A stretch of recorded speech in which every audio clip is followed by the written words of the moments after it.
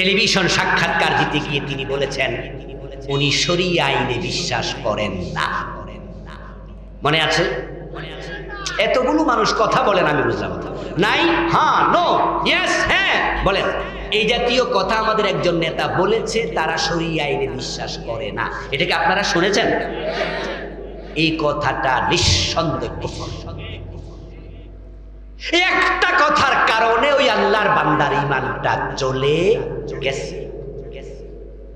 ঠিক এই কথা যেদিন বলেছে সেদিন থেকে আমরা বলে আসছি আপনাকে তাওবা করে নতুন করে কালেমা পড়িতেই হবে। কারণ শরিয়া যদি না মানে, শরিয়া মানে নামাজ, শরিয়া মানে রোজা, শরিয়া মানে হজ, শরিয়া মানে যাকাত, শরিয়া মানে চোর ধরে হাত কাটো, শরিয়া মানে ডাকাত ধরে জেলে দাও, শরিয়া মানে জেনা করলে পাথর মারো, শরিয়া মানে মদ পান করলে আশীর্বাদ লাগাও, শরিয়া মানে আল্লাহর আইনে চলো, আল্লাহর আইনে চালাও। ইনিল হুকমু ইল্লা লিল্লাহ। আল্লাহর সুস্পষ্ট ঘোষণা হলো আল্লাহর বিধান, আল্লাহর শরীয়ত ছাড়া কারো আইন চলতে পারে না। একটা কথাতেই ঈমান চলে যায় মানুষের। قال رسول الله صلى الله عليه وسلم إن العبد لا يتكلم بالكلمة من سخط الله لا يلقي لها بالا يهوي بها في جهنم। নবীজি বলেন মানুষ না বুঝে হাসতে হাসতে অসতর্কভাবেও এমন কথা বলবে, একটা কথার কারণে আল্লাহ তাকে জাহান্নামের মাঝখানে ফেলে দেবে। মেয়ের বিয়ে ঠিক হয়েছে, কয়েকদিন চলে গেল, চা দোকানে বসে গল্প করছে, স্কুল ফ্রেন্ড। দুজনেই এখন মোটামুটি 50-55 বছর বয়স। কিরে দোস্ত, শুনলাম তোমার মেয়ের বিয়ে ঠিক হয়েছে, দাওয়াতে দেও না, গোপনে গোপনে কি বিয়ে দিয়া লাইছো? দোস্ত বলে কোষ কিরে, তোরে দাওয়াত না দিয়ে আমি বিয়ে দেবো? মেয়ে এটা কি হয়? বলে তাহলে খবর কি? বিয়ে তো আগাই ছিল কিন্তু হচ্ছে না। কেন? শুনলাম ছেলে নাকি ডাক্তার, দেখা শুনেও সুন্দর। উত্তর দেয় হ্যাঁ, ঢাকা মেডিকেল থেকে পাশ করেছে, উচ্চতা 5 ফুট 6 ইঞ্চি, দেখতে as like as a Prince, রাজপুত্র, সব ঠিক আছে, কিন্তু মেয়ে ছেলে পছন্দ করেনি, কারণ ছেলের মুখে দাড়ি আছে। দাড়ির কারণে ছেলে মেয়ে পছন্দ করে না, এমন ঘটনা কি সাক্ষীরাতে নাই? আচ্ছা, অপছন্দ কি তার সার্টিফিকেট নাকি দাড়ি? চেহারা সুরত না দাড়ি? নবীর সুন্নাহ দাড়ি অপছন্দ করার সাথে সাথে ঈমান শেষ।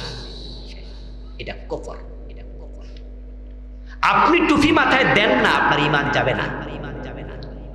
কিন্তু আরেকজন টুপি মাথায় দেয়, আপনি তারে পছন্দ করেন না, এই কারণে আপনার ঈমান শেষ। আপনি দাড়ি কামান, আপনার ঈমান যাবে না।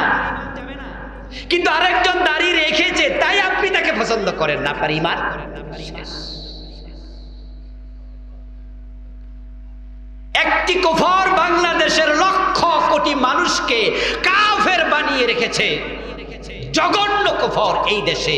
ওটার নাম সেকুলারিজম, ধর্ম নিরপেক্ষ মতবাদ। একটা কুফরের কারণে পুরা জাতি জাহান্নামে হয়ে গেল। এই 54 বছর যারা দেশ চালাচ্ছে, যতগুলো সরকার এসেছে 54 বছরে প্রত্যেকটা সরকার সেকুলারিস্ট, ধর্মনিরপেক্ষ। ধর্মের ব্যাপারে নিরপেক্ষতার কোনো সুযোগ নেই। মুমিন ধর্মের পক্ষে, কাফের ধর্মের বিপক্ষে। কোরআনের বক্তব্য লাকুম দীনুকুম ওয়ালিয়া দীন। এর মাঝখানে কোনো রাস্তা নাই। হয়তো আপনি পক্ষে, নাকি আপনি বিপক্ষে। কিন্তু 54 বছর ধরে যারা দেশ চালায় তারা বড় চালাক। তারা বলে না আমরা পক্ষেও না আবার বিপক্ষেও না, আমরা নিরপেক্ষ।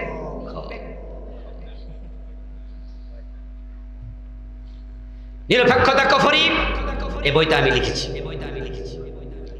সেকুলারিজমের সংজ্ঞা কি? দি believe religion should not be involved with any ordinary and social activity of a country.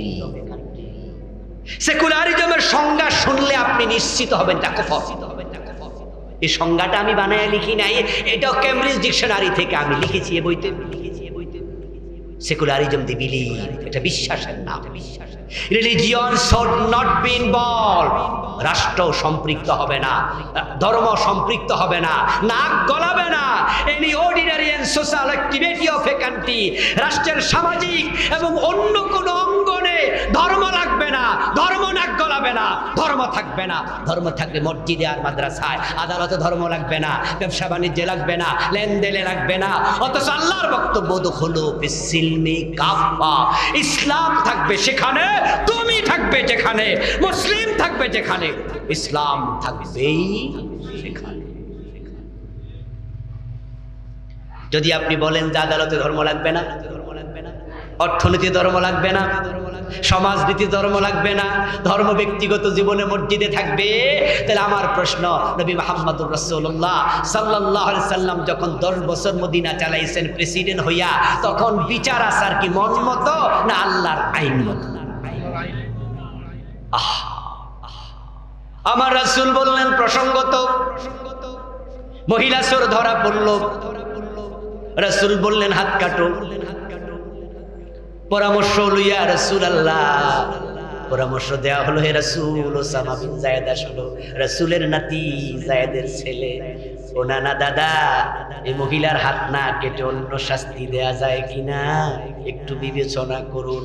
আমার রাসূল বলল, ওসামা, তোমারে কারা পাঠাইছে তাদেরকে ডাকো। হাজির হলো আবু বকর, ওমর, উসমান, আলী, সাহাবায়ে কেরাম রাদিয়াল্লাহু তাআলা আনহুম। নবীজি তাদের সামনে দাঁড়ালেন, দাঁড়ায় একটা সংক্ষিপ্ত বক্তব্য দিলেন। ওই বক্তব্যে তিনি বললেন, লাওয়ান্না ফাতিমাতা বিনতা মুহাম্মদ সারাকাত ইন্না মুহাম্মাদান লা ইয়াকতাউ ইয়াদাহা। এই মহিলা নয়, যদি মুহাম্মাদের মেয়ে ফাতেমা চুরি করে, আমি ফাতেমার হাতটাও কাটবই। আচ্ছা, চোর ধরে হাত কাটার আইনটা দিছে কে? কিরে ভাই, কথা কয় না কেন? এই আইন কে দিয়েছে? আল্লাহর আইনের বাইরে যাওয়ার সুযোগ আছে তো? 54 বছর তো সবাই বাইরে হয়ে গেছে।